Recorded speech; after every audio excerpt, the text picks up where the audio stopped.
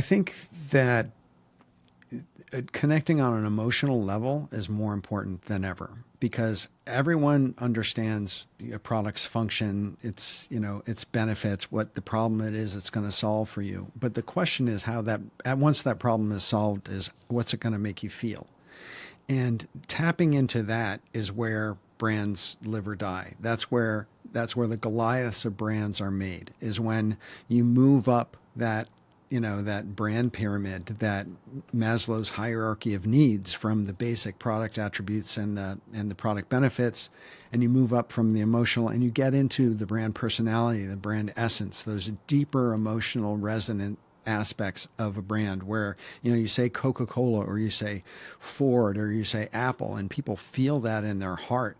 And so moving up in terms of the sort of journey that you're taking people on, so it's as intentional to get people to an emotional place with your brand than just a product benefit place in your brand. And so being able to communicate what is the problem that people have, but what does that problem make them feel like? Because once that problem is solved, that emotion is going to change. And if you can communicate to them what that emotion is and what it's going to feel like, that's what's going to sell your product, not the description of the benefit. Yep. And Anand, how do you think um, the increasing focus on privacy and data protection will ultimately impact funnel strategies for the future? I mean, it's already happening these days, right? Don't you think, right? I mean, we are like, for example, we employ like today website anonymization, like de-anonymization software, and that is something that you can do in the US, but you cannot do it in the Europe, right? Because the rules are stricter there, right? So, which is why I feel that privacy, of course, you will have to keep an eye on that, but then at the same time, so a lot of when you're starting using AI, a lot of it comes under the ambit of whether you are trying to breach the privacy concerns, like when you are trying to reach out to people with different mediums, with different on different channels, right? So I would say people should not be scared about using AI, but then again, yes, try to maintain a human voice and try to not be too intrusive. Keep in mind that people might not always be looking for your solution. So that is a very small, brief understanding of what I have with respect to privacy. I do not have a lot of comments on privacy because that is something that I have not worked on a lot. But then this is what I feel is what people should keep in mind. That makes total sense. That makes total sense. All right, folks. Now it's time for our bad, bold, or brilliant segment. We've got some juicy trends on AI and marketing to chew on. So let's dive right in. All right. So I'm going to give you guys three examinations, and I want to get your opinion about the examination if it's bad, bold, or brilliant. So first up, we've got AI powered personalization in e-commerce. Okay. Now, who hasn't fallen down the Amazon rabbit hole? We all, I'm sure, have. You go for a toothbrush, come out with a flamingo pool float that you never knew you needed, and that's AI working its magic, right? And that's just not on Amazon, but also on Sephora and Stitch Fix. They're jumping in on this bandwagon as well, with virtual try-ons and personalized style recommendations and so on. So, what do we think?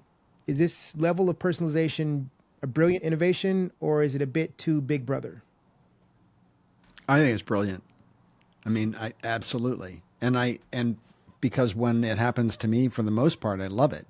The only thing I don't love is when I look at something and then it shows up in my banner ads on every single website that I go to. The whole cookie tracking thing, that's the one thing that creeps me out and kind of pisses me off. But when I go onto Netflix and it's suggesting things for me, or when I go onto Amazon and it's suggesting things for me, I find that actually brilliant because it makes it easier for me. And it also is more entertaining as a shopping experience for me. How about you, Anand? Right. Even I agree, that this is brilliant. But then, yes, there is, of course, some caveat to that because these things, these technologies are not foolproof. They're not 100% each of the time, right?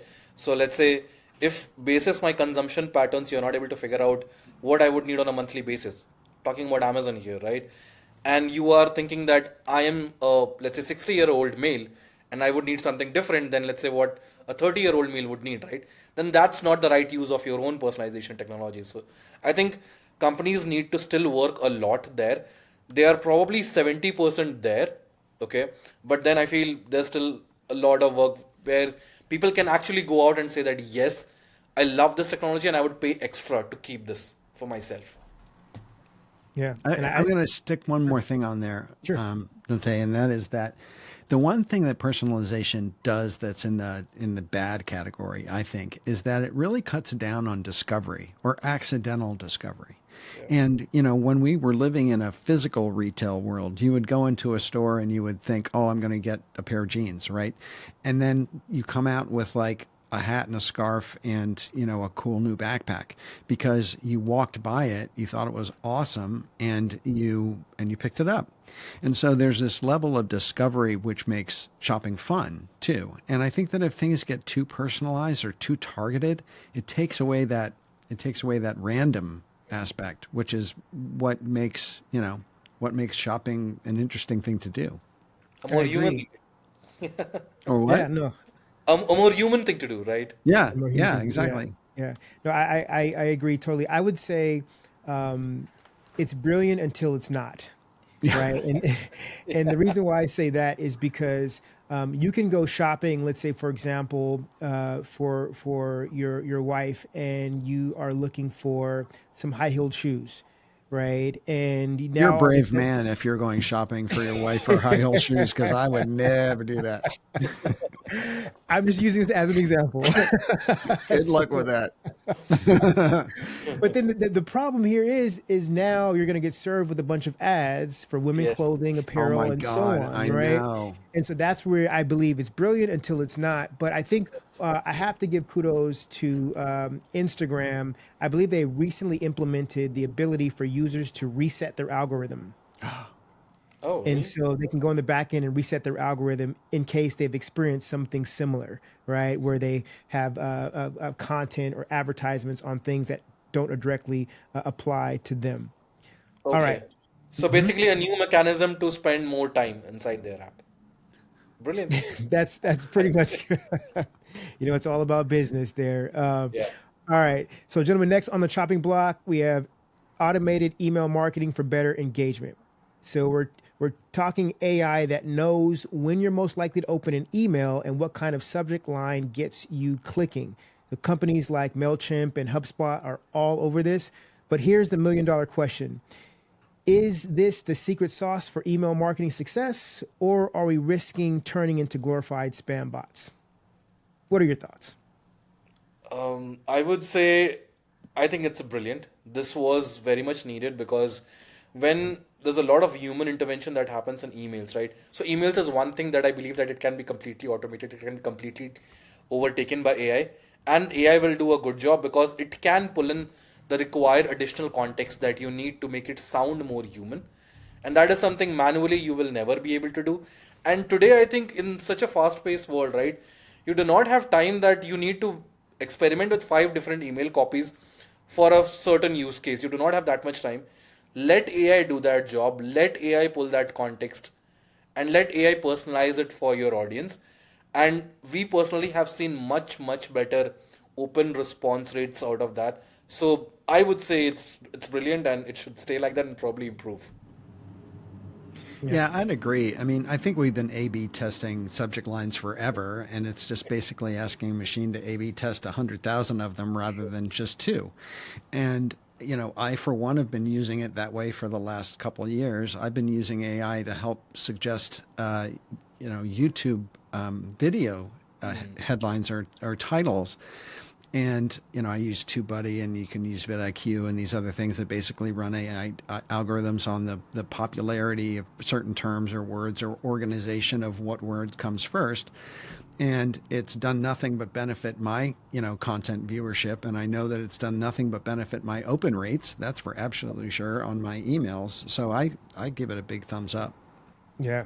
I'm going to go with a similar answer that I had for the first examination, and it's brilliant until it's not. And here's why I say that. I think that sometimes marketers may have a great subject line, but it's not connected to the body of the message.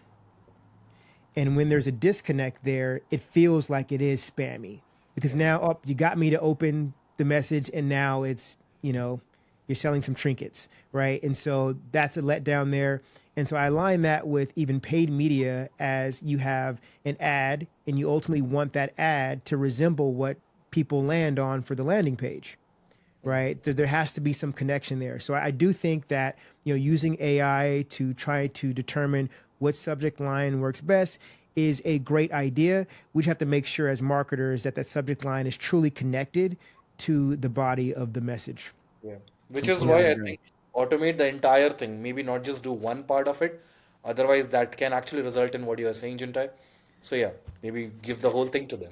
And you cannot take the human out of it. I hate to say Yes. it, but you just can't because I mean, that's where the nuance happens in tone of voice. And if you are leaving it up to, push this, through the subject line machine and then push the body of the email through a different machine, of course the two aren't going to align and people are going to feel like a bait and switch happened.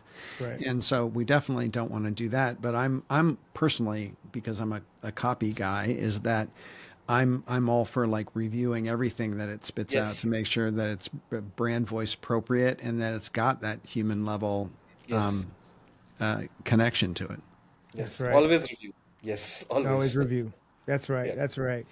All right. And last but not least, let's talk about our AI friends, the chatbots. Right. These digital assistants are popping up everywhere from your favorite online shop to your bank's website. Salesforce Einstein AI is leading the charge here, but let's be real. How many of us have wanted to throw our computers out the window after a frustrating chatbot experience? Are these AI helpers streamlining customer service, or are they just adding another layer of frustration between customers and real human help? What are your thoughts? I'll go first on this one. I Sure. freaking hate them. I hate them upside down and sideways. And that this is also a place where I think that brands they can differentiate themselves and they can rise above the noise, which is by investing in the human connection of servicing your customers. Because as we've gone more and more digital, we have a tendency to feel like digital is the answer. And in this particular case, I think the human is the answer. Because the brands that I've interacted with where I've gotten a human on that, the tech chat when I've been having a problem with Kajabi or ConvertKit or something like that, and I get someone quickly and they're actually human and they can solve my problem, rather than let me going through a 15-minute chat with an AI bot before they connect me with a human, because I actually have to talk to a human to get the freaking problem solved.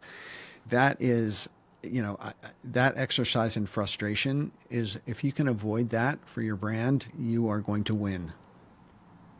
Agreed. Yep, yep, definitely. Agreed. And my take on that is I would equate it to how the automated personalization that way there is today for with Amazon and Netflix and all, right? So what I feel is that of course, like I think everybody has been frustrated with AI agents trying to solve your query when clearly they don't have the context, they don't have the answers, right? And I think that is the point where companies need to realize where the human intervention is needed. They are still not able to identify which queries deserve a human intervention as opposed to which that can be answered by an AI robot, right? If you are asking like a how-to question, for example, how to do this, a chatbot can take over, but then those questions are not always like black and white, right? So in those cases wherein you really need a resolution, you just don't need a process but actually a resolution.